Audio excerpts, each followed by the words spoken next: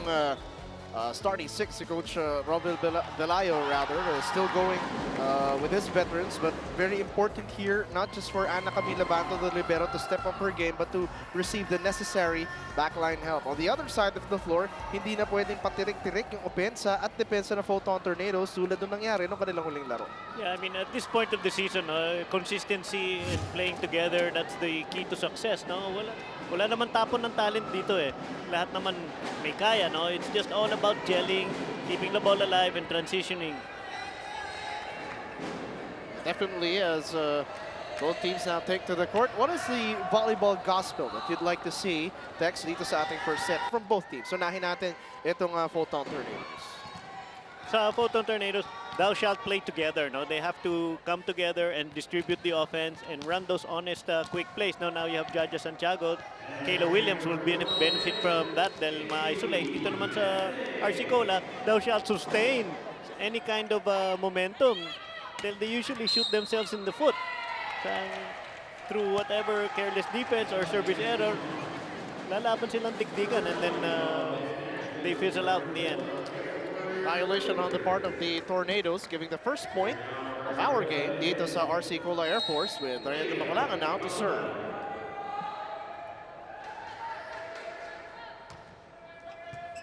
Serves up ito si Katie Messing.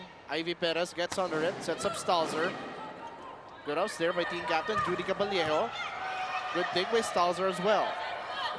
Kayla Williams. And the attack straight down. Okay, nice defense on both sides. No? Better transition offense lang dito sa Foton Tornadoes. Pero if you're RC Cola, okay lang. Okay lang matalo sa mga ganyang puntos. Huwag lang laging talo sa puntos na yan. Laban lang ng laban. Ivy Perez with the service. Caballero goes to McClinton. Huli sa taas. Jaja Santiago turning it back. Eh, medyo mababa yung set dun dahil si Caballero is the one who had to set the ball. So, sayang, no? If he set that ball a little higher, McClinton probably get a full head of steam, no? Mapalo niya na maigi yun. Ivy Perez in the past few games has been serving pretty well using that first line of defense. Oh! But as I was saying, that Micah Ortiz as well, nung huling laro ay nabuhay para dito sa RC Cola Air Force Raiders. And she's a really crucial part of the RC Cola offense, no? Because now, Jaja Santiago will be tested laterally and free up, Yari Yonko and Sarah McClinton. That is to Jaja. That connection works. It's really nice to see both teams establishing middles. And we have Ivy Remulla starting for Angeli Araneta for this game. Slight changes there. Maybe Coach Villette likes the matchup. We all know how solid Ivy Remulla is in sa harap. Jaja Santiago serves it up. Good reception by Abanto. Ball control good, but that attack too strong. And Coach Verayo will ask for a challenge. Itong si Linda Morales, pinaglalaban niya na check ball.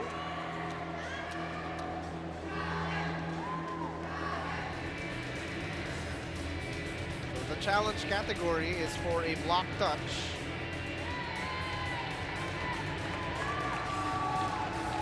The question there is, did the ball change direction, or did you see the blatant touch on the fingers?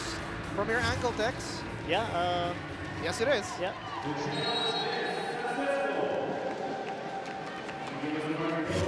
Kaya naman talagang adamant si Linda Morales sa coach, mag-challenge tayo. She has a point, and RC Cola Air Force with a point. Yeah, all transactions that happen at the net, you have to rely on your players dahil sila yung nandun. You have to trust in your players. General tried to chase it down, but not fast enough.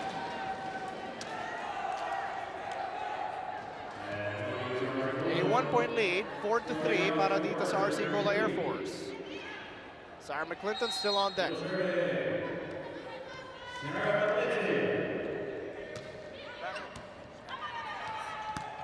Talagang pinapahirapan si Pia General sa first ball. Sinuko muna ni Messing ang bola. Linda Morales off the block. Good coverage by Bia. Kayla puts it through the block. Yeah, Kayla Williams going a little off speed. catching Yari Yonko on her way down. Kaya nung dumikit yung bola kay Yari Yonko, pababa na siya. It really stuck with her.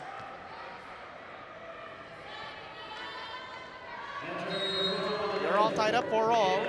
It's starting set number 1. Kayla Tianco Williams on deck. Too strong on the service.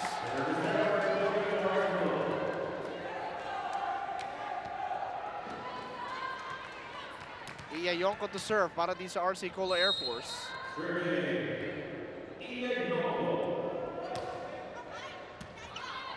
Sends it to Bia General. Perez back set. Salzer rises and puts it down. The form is just so technically sound now. It's really nice to point out. Ano mo naman, it goes right in between. Full vision on the block, squared ang shoulder so she can go anywhere. Oh wait, so the call is reversed yung puntos para sa RC Cola Air Force. Oh, I don't understand what happened. Mamaya, i-review natin yung nangyari sa huling sequence na yun. So now it's a 2-point lead para sa RC Cola, 6-4. Caballejo with a score. Perez to KT Messing. Cross court attempt, too strong. Yeah, a little late on the wrist snap dito kay Katie Messing, no? Sending that ball long. And the coach of RC Cola not happy with Yari Yonko shanking that over ball, no? Chance ball yun. Perez close to the net. Ivy Remulla. That's good.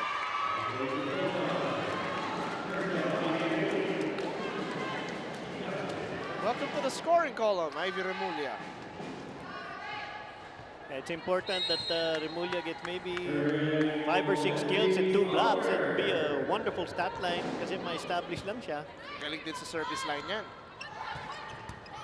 Stalzer, good ups. Good defense at the back line. Messing over the defense. The dive by Judy. Ball stays in play. Yonko through the block and gets it a go. And RC Cola with a 3-point lead heading into the first technical timeout in set number 1, 8-5. Welcome back to the Philippine SuperLiga Grand Prix. We are fine physically but we are struggling mentally. Yan ang sinabi ni Coach Rovil Verayo tungkol sa RC Cola Air Force Raiders. He explained that last year they played 5 straight tournaments so the momentum was there and they played well. Pero this year, this is only their second tournament after their basic military training. Kaya they really have to get their momentum back. He explained that in their last few games here in the Grand Prix, they're hoping na they can reignite their passion for the sport. Parang nawala na daw kasi and hindi naman yun maituturo ng kanilang coaching staff. Balik sa inyo, James and Tex. Tex, you came from the military as well, and you also play volleyball. Could you talk about that report by Carla Lizard? Yeah, well, it's a case of getting court time, no? I mean, there are a lot of distractions when you're in military training. Obviously, the discipline, it's probably the same as the training, pero iba yan because now different commands, you have marching, you have esprit de corps, and all those little nuances that military training, it's very uniform, no, ang training. Dito naman, you're relying on your skills that you already have na nawala for a while. So now you just have to, it's like riding a bike. Yes. Parang rediscovering, ay, ganito nga pala. So far, RC Cola hasn't playing well. They have this 9-5 advantage. Katie Messing, masyado malakas yung atake kanina. Hininaan ngayon, couldn't score. Ortiz the tip, gets it off Stalzer.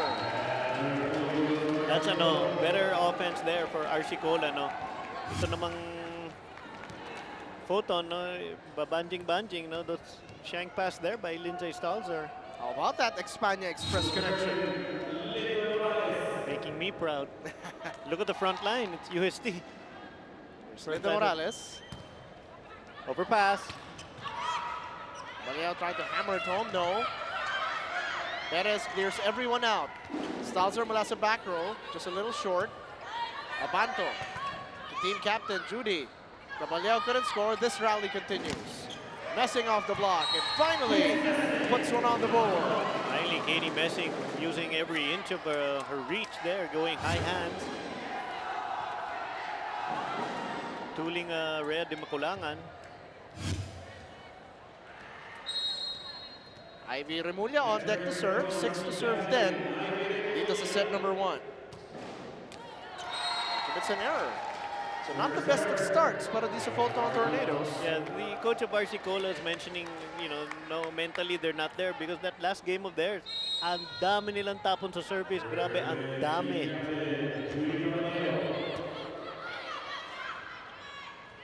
Stalzer. Oh, the tip by Di Makulangan doesn't work. Di makulangan, no? Need to be a little bit more aggressive and aware na tumalon na yung blocker niya. So she's gotta go over or right behind her, away from the blocker. Messing with an ace. Maybe that could spark some life dito sa opensa ng Foton Tornadoes. Okay, sayang yung libero nangagaw ng receive. I know the libero's job is to pass, no? But huwag ka naman mangagaw. Masisira yung kumpiyansa ng receiver yung teammate mo. Michael Diz again, this time a running attack. Her entire college career, this is the attack that she made a living on dahil ang ganda niya mag-angulo. She hits up top and cuts it wrist, no? Kanyang partner doon sa Espanya Express, Rhea Di Makulangan, now to serve. Strong though, at puntos pumunta sa Foton. Oh, I hate to point her out, no, my fellow Tomasian here, but in her last game, ang dami ng tinapon na service. Sayang, that's all mental eh. Serving is all discipline. You have to be aware of the situation, know when to put that ball in. Back set. That running attack read well, and Foton will score.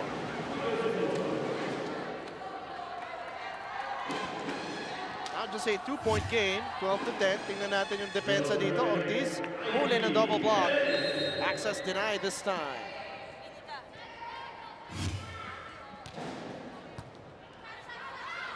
D-Mac creates for Yonko. Trying to go down the line and hits. Okay, better set there, no, by D-Mac.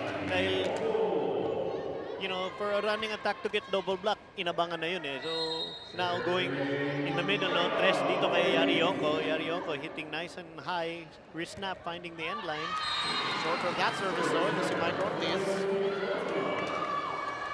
Foton needs to capitalize on those errors of RC Cola.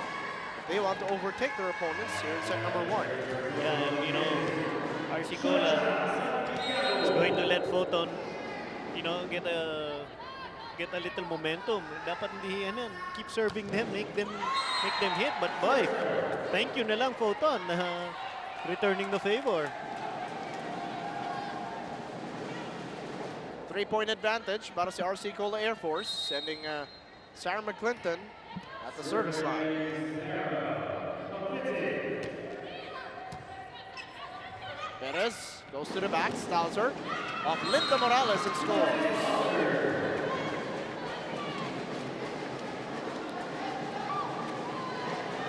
Always a dependable weapon, at kung kailangan mo ng puntos with your team committing some service errors, you go to your most prolific weapons. Kaso na yun, si Lindsay Stalzer. Combination play this time. Caballejo, pinuhin ni Kayla Williams. Perez set up for Messing and she scores. Messing just reaching up top. Wrist down the line. Ganda palo. No messing around for Katie. She attacks and scores.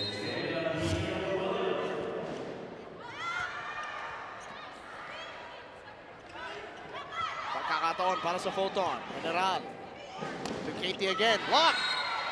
And that is a weapon na kanina pa ginagamit. Well, actually, 2 games back na ginagamit na ng RC Cola with Linda Morales at the net. Not so much that we gotta give credit dito kay Yonko. Yonko with the stuff there, but thanks to Morales being there, nababago yung isip ng spiker, and they're going to try to go down the line.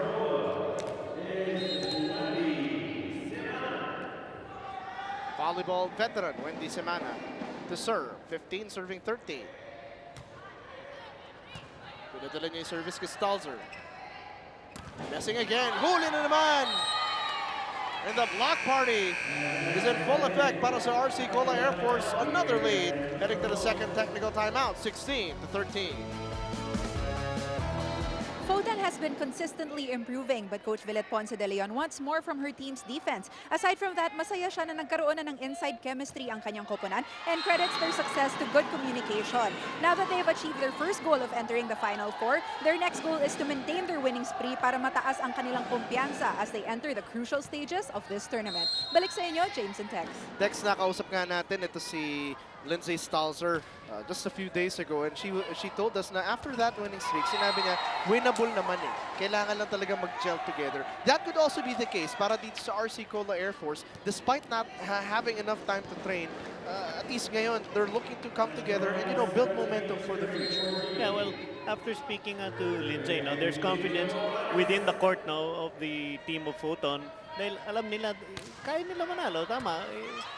Tsaka, di ba, at this point of the season, the teams that are successful are the ones who are gelling. Dito naman sa, sa RC Cola, okay, there's always all these basic breakdowns. You know, it's a team that is not gelling. Service errors, defensive lapses, di ba? May mga konting flights, no, of shows of volleyball, of good volleyball, dahil siyempre naman, skilled naman yung mga player. But they cannot sustain it eh. Hindi sila team maglaro masyado eh. Ivy Remulla, good defense at the back row. Stalzer flies, couldn't finish. That one too strong. Perez, Stalzer, messing. Cross court, binuhay dun. Melinda Morales. Oh, but no connection there para sa RC Cola. So after the block earlier by Ivy Remulla, ngayon naman, puntos mula doon sa error ng RC Cola. Oh, sayang yun eh because nag-over-receive itong RC Cola, hindi pinatay ni Jaja. Regalong-regalo yun. As a middle blocker myself, makakita akong ganyan. Sarap. Semana. Tucases, cross court. Masyado malakas, out of bounds. Maybe that set needs to be about 6 inches higher.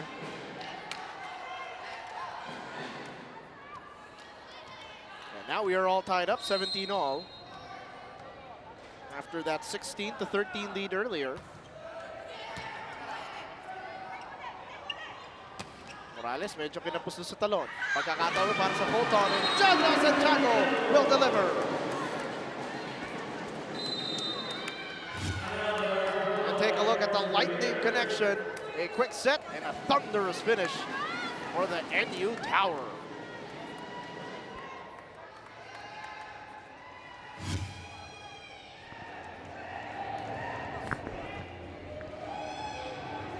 Mag-run ka. O sa harap, di ba? Simple tayo, running trace lang. Running trace. Dito si Maikaw sa kabila. Dito yung bigyan ng trace kasi yung ano nila, sumusulit na kagad sa running. Okay? Let's go, fight outside, outside! Air Force! Okay, play calling here being asked by the coach, but you know, with the back row attack of Linda Morales, she had to stutter step dahil they're not in sync. Diba? Wala silang rhythm sa opensa. And if you can't get your defense going, you cannot create that rhythm. Iba sa practice, iba sa game time eh. So, Adrenaline level. Siyempre, iba naman yung nakakalaban mo. Hindi lang yung kabilang team na ini-scrimmage ka. But RC Cola catching that break as Foton commits, I think it's third service error dito sa ating first set. Matap na tayo, let 18 all. Perez to Jaja again, unstoppable! that's just, you know, poetry in motion dito kay Jaja Santiago. She looks long and lanky, but look at that spring. And for all you middle attackers, look where she takes off. Hindi siya tumitake off sa main net. Kasi kung tumake off siya dun, susub-sub siya o crossing siya. She takes off a good 5 feet behind the net. Kayla Williams off the block. Good coverage there by Semana. Sarah McClinton this time. Beautiful connection there, right in the wheelhouse of Sarah McClinton. She found it, was able to turn it down the line. And the aerial assault para sa RC Cola Air Force. Sarah McClinton taking flight. Oh, Ivy Perez giving a lot of line there, protecting Jaja Santiago, who's late on the pivot. Ivy moved over para masara. The defender dun sa zone 1 should slide out of the shadow of the block. ready to catch the coconut. Tigit na naman ang ating first set, 19-all. Perez, Jaja, napabagal ng block. Good cover by Yari. McClinton ulit. Huli na naman, but goes out of bounds. RC Cola again with the lead. Okay, technical issues dyan sa block ni Ivy Perez. She's got to go thumbs up and turn Sarah back into the court. Smart naman ito si Sarah. Nakita niya kulong siya. She went to the outside hand of Ivy Perez and tooled her outside. Smart hitting naman dito kay McClinton. Combination play for Stalzer. And the stunner delivers. Okay, there's the difference between the back row attack of Linda Morales and the back row attack. Look at the rhythm. Exacto. Right in the wheelhouse of the howitzer. Well executed play. Oh, short service para kay Ivy. Pagkakataon ulit para sa Foton. Has to be fast. Jaja again. Okay, when they really establish Jaja Santiago in the middle, it takes a lot of pressure off of Lindsay Stalzer, and it frees Lindsay Stalzer to do the other things she's good at. She's a great blocker, she's a good defender, good server. Just opens up every aspect of the other teammates. That one is good para sa Foton. Okay, but RC Colo's not out of it. No, I mean, what's happening with Foton is they have these little flurries of errors that might let RC Cola back into the game. Dalawa diba? Sige mo ng service eh. Suban mo muna para magkaroon tayo ng magandang play.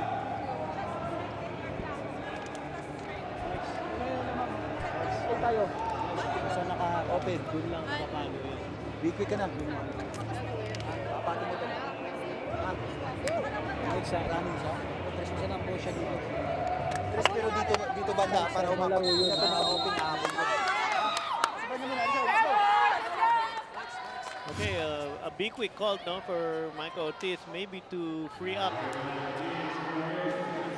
the outside hitter. Tingnan natin if they can pass the ball first. We look at that wonderful play there run by Jaja Santiago. 4 attacks, 2 blocks so far. And you mentioned, Texa, you want Jaja Santiago involved early. Yeah, for a player of that caliber, double digits yung ina-expect mo dyan. Combination again for Stalzer. And we were talking about this in the production room, Tex. Yung mga plays na yan, we remember, reminiscent of the plays that Coach Villet ran for Pamela Stimosa. And this time, Stalzer is executing. Yeah, because I mean, you want your right side to hit varying spikes, no? Keep that, keep the defense honest, so to speak, no? And you're establishing Jaja, so kailangan respetuhin. Kayla Williams denied. Pinabol ni Stalzer. Kayla ulit. Tried to go long. Nabasa ng depensa. McClinton winds it up. Oh, but couldn't save it. And RC Cola with a point.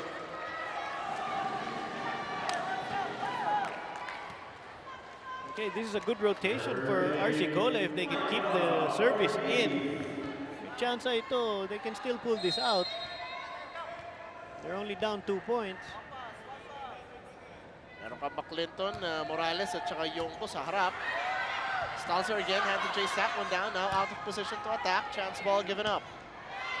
BMAC runs a play for Linda Morales. Blocked up top!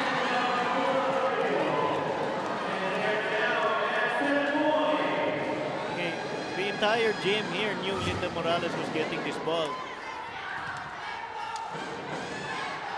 Should have gone outside to Sarah McClinton, who was isolated. Serving for the set, ito si Jaja Santiago. Foton up, 24-21. Clinton had to give it back. What play will Foton run? This time they go back to their #1 option, Lindsay Stalzer, who always delivers. And Foton coming back to take set #1, 25-21, overcoming that slow start. In-establish nila agad si Jaja Santiago at si Lindsay Stalzer. Sabi niya kay Jaja, simulan mo at tatapusin ko. As we head into set #2 when we come back.